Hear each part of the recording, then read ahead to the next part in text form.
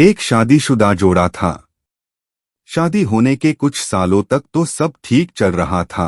वे बहुत खुश थे, लेकिन जैसे जैसे समय बीतने लगा इन पति पत्नी के जीवन से खुशियां कम होने लगी और उनकी जगह झगड़े, निराशा और दुख ने ले ली।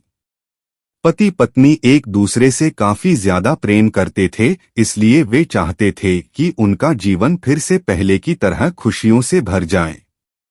दोनों अपना जीवन पहले की तरह बनाने के लिए कोशिश करने लगे, लेकिन उनकी लाख कोशिशों के बावजूद उनका जीवन वैसा नहीं हो पा रहा था जैसा वो चाहते थे।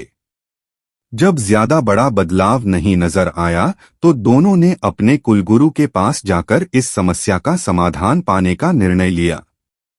वे अपने कुलगुरु के पास पहुंचे और उन्हें अपनी समस्या के बारे में विस्तार से बताया। उनकी बात अच्छे से सुनने और समझने के बाद कुलगुरु ने उन्हें एक उपाय बताते हुए कहा कि अगर आप दोनों किसी ऐसे जोड़े को खोज लेते हो जो संपूर्ण रूप से खुश है, तो उसके कपड़े का एक टुकड़ा ले लेना। बस उसी दिन से आपका जीवन बदल जाएगा और आपको वैसा जीवन मिलेगा जैसा आप चाहते हैं। पति पत्नी इस उपाय को सुनकर खुश हो गए। उन्हें लगा ये अच्छा है, क्योंकि उन्हें ऐसे जोड़े को तलाश करने में ज्यादा समय नहीं लगेगा जो पूरी तरह खुश हो और साथ ही साथ उन्हें थोड़ा घूमने का भी मौका मिल जाएगा। इस जोड़े ने सोचा सबसे ज्यादा सुखी जोड़ा वही हो सकता है जिनके पास धन धान्य की कमी ना हो, इसलिए उन्होंने सबसे पहले अपने राजा और रानी को मिलकर उनसे पूछना बेहतर समझा कि क्या वो संपूर्ण रूप से भी खुश है या नहीं। दोनों ने किसी तरह राजा और रानी को एक बार उनसे मिलने के लिए राजी कर लिया। जब वे दोनों राजा रानी को मिलने गए तो उनका काफी अच्छे से स्वागत किया गया और खाने पीने को भी अच्छे से अच्छा खाना खिलाया गया। वे दोनों राजा रानी के साथ में बैठे थे, तब मौका देखकर उन्होंने राजा रानी से पूछ लिया कि क्या वो अपने जीवन में खुश है। राजा रानी दोनों ने कहा हाँ बिल्कुल, वे दोनों जीवन में खुश है। राजा रानी का जवाब सुनकर जोड़े को खुशी हुई, लेकिन फिर भी उन्होंने आगे बढ़कर पूछा क्या आप दोनों पूरी तरह से खुश हो। यह सवाल सुनकर राजा रानी के चेहरे पर थोड़ी सी उदासी छा गई। राजा ने कहा हालांकि भगवान ने हमें जीवन में हर वह वस्तु दी है जिसकी जरूरत होती है, या यूं कहूं कि जरूरत से ज्यादा ही दी है, लेकिन एक संतान सुख अब तक हमें नसीब नहीं हुआ। राजा का जवाब सुनकर जोड़े को पता चल गया कि वे संपूर्णतः सुखी नहीं हैं। उन्होंने अपना सफर आगे जारी रखा। उन्हें पता चला कि दूसरे राज्य में एक बहुत धनी सेठ है।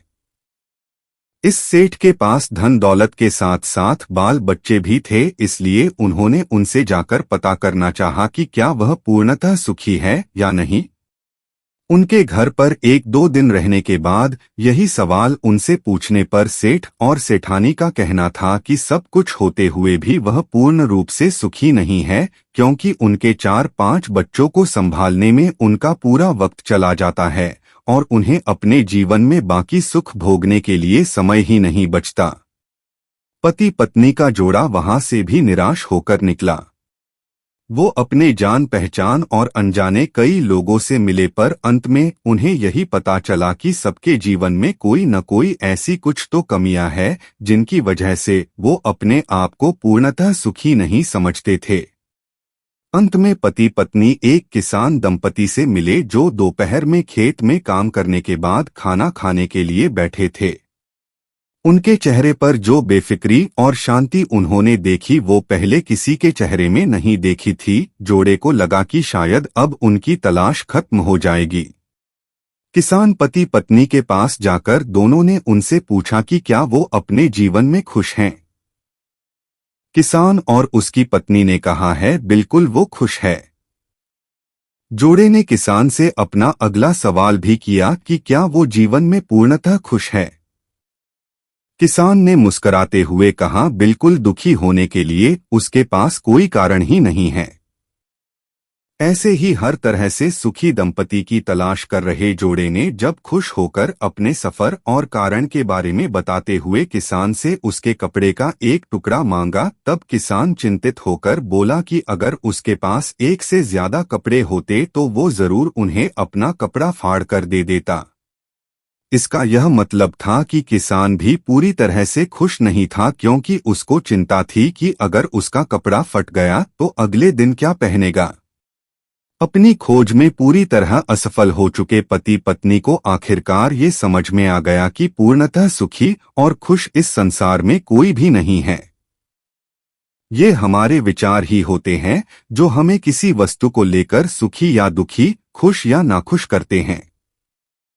जैसे कि संतान ना होना किसी को दुखी करता है, तो किसी को संतान है और वो शरारत करते हैं, ये विचार दुखी करते हैं।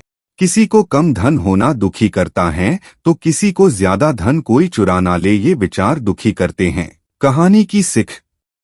इस कहानी का निष्कर्ष आप ऐसे निकाल सकते हैं कि आप कितने खुश या सुखी हो सकते हैं, ये पूरी तरह आप ही के हाथों में है।